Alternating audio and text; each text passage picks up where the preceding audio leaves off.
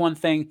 Even though South Range is a little long, like Luke Rowan is, and Graham Hakenen can be a big, but those guys are more set on their skill set as opposed to their physicality and size. So I'm interested. I'm excited for this game nonetheless. Yeah, and Luke Rowan's coming off a season where he broke another record. He now has the most blocks in a season in South Range program history. So he can block some shots. He's got some length. He's going to try to muddy up that paint a little bit. He's been such a good defender this year. For the first 3 years of his career, he's been pretty much the guy that's there to shoot. He's there to shoot. He's really stepped up as a defender this year, and he's also stepped up as a guy that's willing to drive the ball when the opportunity is there. We got some Let's Go Potters from Brandon Myers. We also have this is an interesting comment given what you and I kind of know. Too bad Dee Ryan wasn't able to be Player of the Year this year. She should be. I don't disagree. I think she had every opportunity to be a Player of the Year. What I'm going to tell you is we had a great interview with Dee this morning. Obviously, very frustrated with the injury that she incurred. Is that the right word? She had earlier this season because she was on pace for an unbelievable year. And the way that her teammates have rallied around her, though, and she's rallied right back to her teammates, shows you kind of what's happening over at JFK and has been for a long time. Is, yeah, sports are very important, but the art of being a good teammate, way more prevalent. It kind of reminds me a little bit of what went down in La Brea. Well, we'll get to that a little bit later, but Jeff Fishel just popped into the background. Yeah, we'll let there's sunlight coming? Yeah, there's some sunlight in that aquarium a little bit. Basketball Jesus coming back. The fish is doing okay, I think. Ladies and gentlemen, it is time to bring in a guy that has been there, has done that, and is back again for another trip to the district finals tomorrow. Let's just bring him in. Jeff Fishel. Hey, way to go, Coach. We're proud of you. What's up, guys? How are you not hooked up to an IV or a heart monitor or something at this point? I mean, the last week has had to be unbelievable for you. 2 victories by 1 point. How has that been for you? Well, in the game before that was a 1-point loss. So we played 3 1-point games, man. It's 10 days. It probably made me 10 years older, but everybody else has been telling me that's what makes basketball fun. I told them we'll try coaching sometime. To be a coach in those moments, right? Sometimes you can't coach. Sometimes it just has to happen. It has to be what you taught, or just how your athletes naturally react to the situation. You talked about the heartbreak that was Austintown Fitch with 2.2 seconds on the clock, and then you face it a week later with 2.2 seconds, and you win. I mean, there's no real difference, right? It's just how the game kind of transpires. Did you coach any differently in one situation than the other? No, I think, a lot of times, basketball is the ball goes in, make or miss proposition game. Sometimes the ball goes in, sometimes it doesn't. You have to get the ball to bounce your way. And, at the end of the day, usually water finds its level, and that's kind of what's happened for us. Coach, when we think way back when we had your season preview and talking about what your expectations were for this season, you told us how the new leaders of this team kind of got to the gym even earlier than they were required to, and they put shots up, they put the work in. They said this is not going to be the same result that we had a year ago. And I know you didn't get every game you wanted this year, but you had your chances in the NE8, and then here you go in the tournament. Those leaders put their foot in the ground a little bit and say, we're going to get this program kind of back to where we know it deserves to be. What has it been like watching the new leaders of this team kind of work through all the stuff you've gone through this season and now get to the other end of it where you're in the tournament and you're in a district championship? Just proud of the girls, happy for them that, we're in this situation and they have this opportunity tomorrow. And yeah, I mean, I don't like to single anybody out. You guys know that because I always forget somebody and then somebody gets mad at me. But you look at the Triway game when we were down 9 with 2 minutes and 30 seconds to go. And, Sophia gets that transition layup to cut it to 7. And, she was one of the ones that was in the gym last year as soon as we could. And then on defense of that game, Gwen was trapping every corner of the court on defense to get us extra possessions. And I told Gwen after the game, I said, her defense willed us to that win. So, those were the two that showed up the most early and showed in the game there that they weren't going to lose. And then look what Cece did, especially in the first half of that game, hit 2 huge threes that just kept us within striking distance.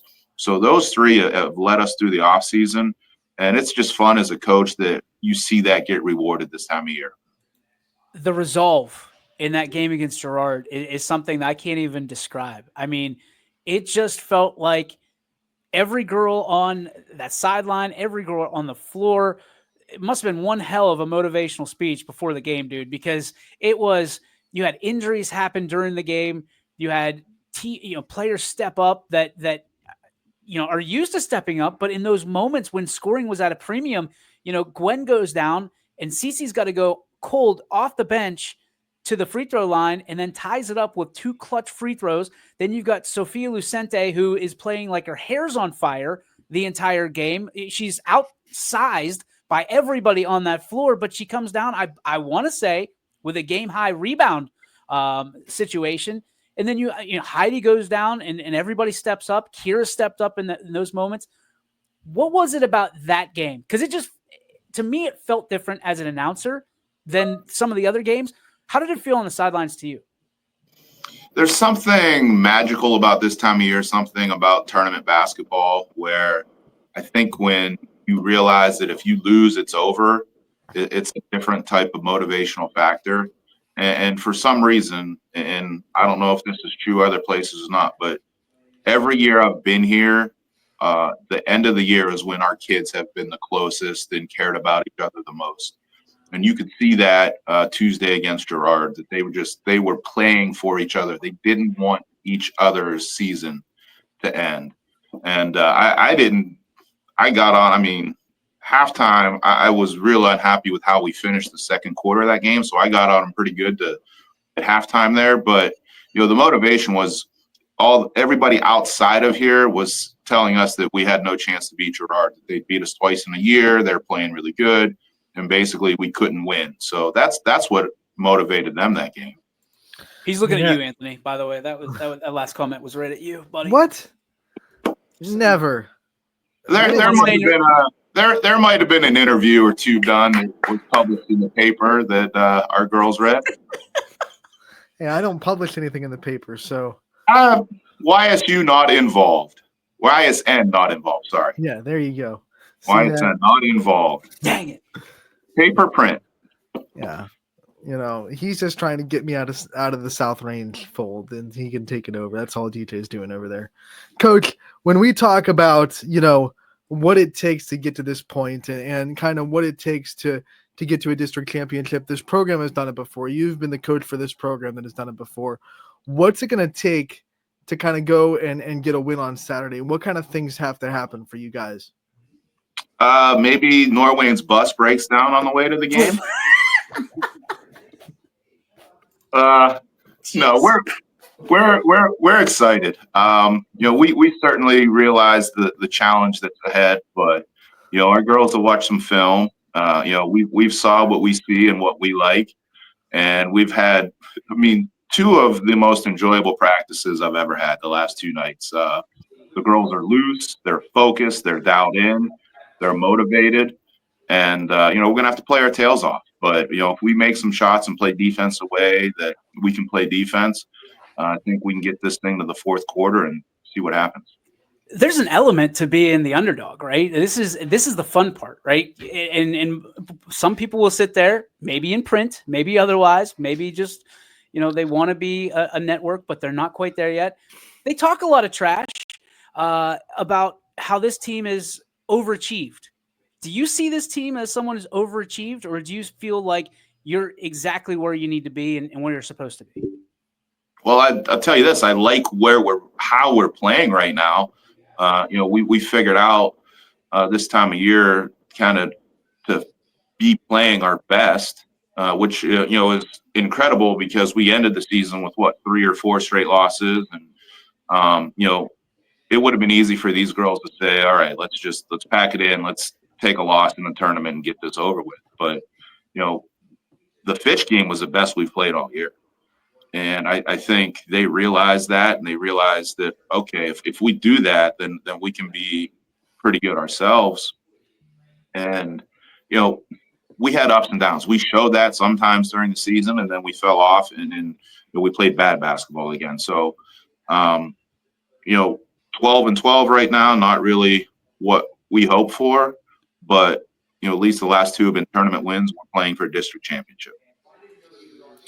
Coach, I want to talk about playing at home the last two games. When you were doing the tournament draw, I'm sure you kind of realized that there was a chance that you'd get those two home games back to back. What kind of impact did that have on those wins? How important was it to you during that draw to try to get that spot where you were going to get two home games? Well, we knew with the seeding that we had that we'd get one home game, and basically we were looking for a district semifinal avenue where we thought we'd have a good chance. It just kind of fell into our laps that with some teams passing that line was there. And then, we needed Girard to beat Southeast for that to happen. So if Southeast would have beat Girard, we'd had to go to Southeast, but it kind of fell into our laps that way. And, after losing senior night on that buzzer beater to Fitch, for CC to get two home games in the tournament, two tournament wins. I talked to her last night. They said, what would you rather have? Would you trade these two to beat Fitch or this? And, of course, she's really excited that we got these two tournament wins. And great to send her off that court with two wins. I mean, one of the cool things that nobody's talking about right now is both programs, the girls program, the boys program, successful in the fact that you guys are in the playoffs, you're fighting through the playoffs, but it also presented a problem with the OHSAA in the Northeast District because the boys were supposed to play at 1 o'clock on Saturday. You're playing at 4 o'clock, and it just presented some time issues because you couldn't be two places at once.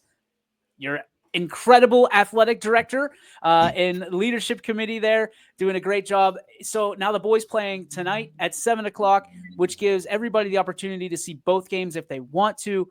For you as a coach to have that support within that community and kind of someone always having your back, what is that like? And for you, I know having that conversation on whatever night that was, Tuesday night, I guess, Monday night, how did this whole thing develop? And you feel better about everybody being able to follow you out on Saturday tomorrow to watch the girls play live? Well, listen, there's no other way to put it than that's the South Range standard. All of our programs typically get to put themselves in these situations. And so this is a fantastic community. We get the support from this community so well, and Coach Farron does a great job, obviously, like you said, and the whole administration. And so just, it makes sense. It makes sense for people to figure out the schedule just so that if anybody wants to get to both games, they can get to both games and don't have to make a decision. And it's good for the kids. That's what makes sense for them, to get people there to support them because they appreciate that. Coach, I want to ask you a question that really doesn't have much to do with basketball, and it's because of one of the answers that CC gave in her profile with DJ about how, your kids look up to her and how much that has impacted her journey. And I'm sure they look up to everybody on that team. What's it been like for you to watch your kids grow up with this program and have so many good leaders to look up to that have come through this program since you took over? And that's such a good question because it's one of those things that I think about a lot. And so many of us coaches have kids, little kids that, basketball season is rough on families because I do not see my kids very often. I'm lucky during the week if I see them 15 minutes a day. And that's hard on me. That's hard on them. But the opposite of that is they get to see me in a leadership role. They get to be at our games. They get to be around the girls, see how leaders or how the kids are leaders.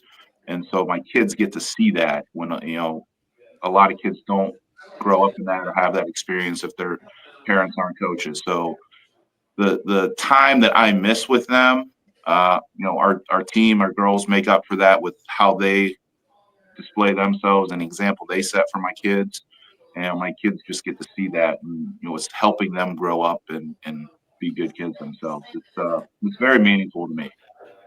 I guess that segues right into a question, and I apologize if I'm putting you on the spot in any way, but you're a great dancer. You can dance around it if you want. How much longer? I mean, as a dad myself, you look at this and there's a clock in your head because you want to spend time with those kids. And there's a finite amount of time that you can spend with them, in their youth before they are adults. Do you ever catch yourself thinking about, looking at spending more time with your kids than being on the basketball court as a coach?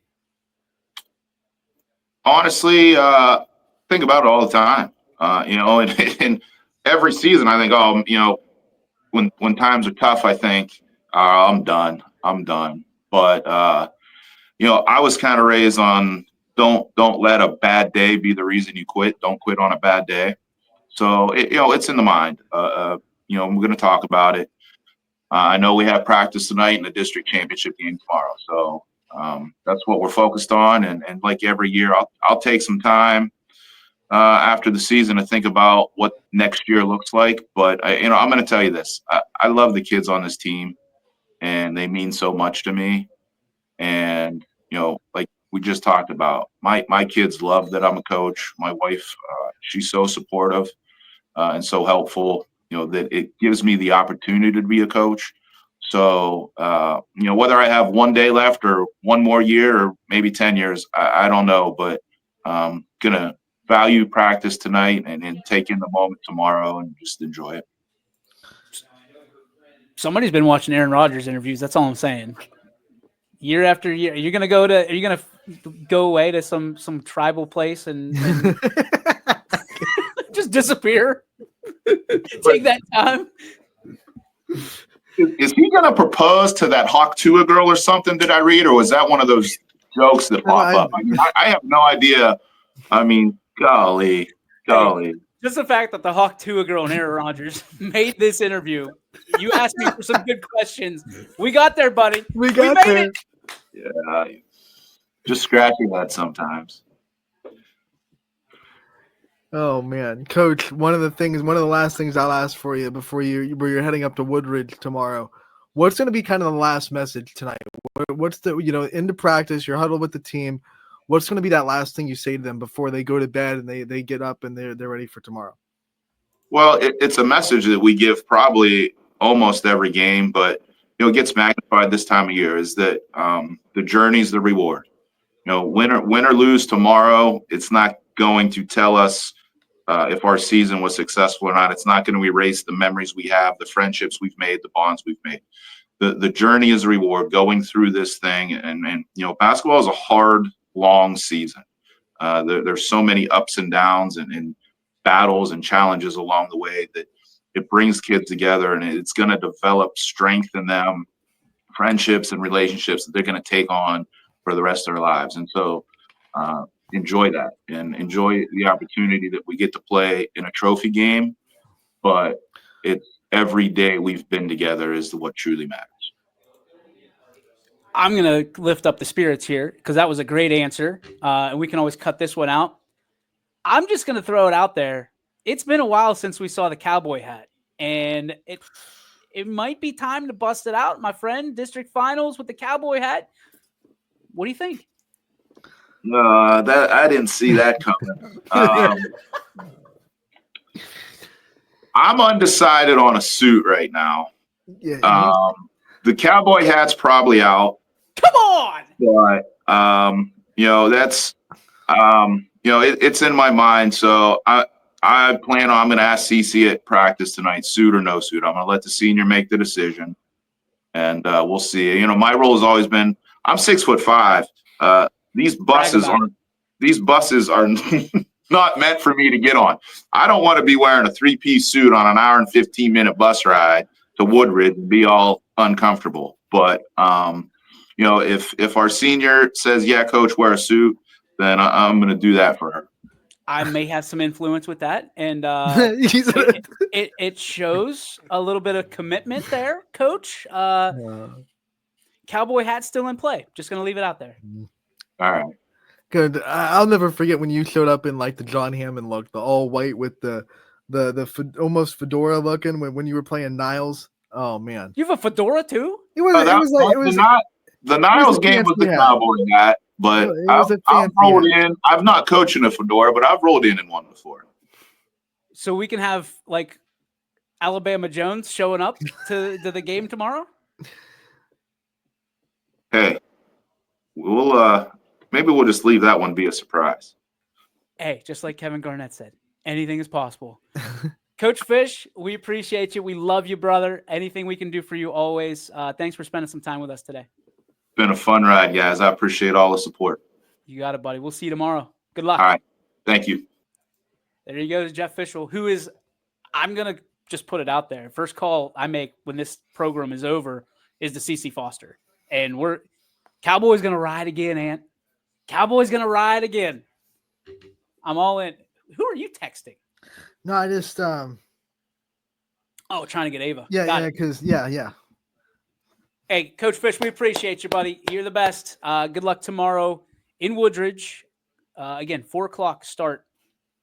Anthony, you'll be there, and I expect pictures if he is wearing the cowboy hat and riding the Raiders to victory tomorrow in a district final situation. Again, thanks to Coach Jeff Fishel for popping by on the program.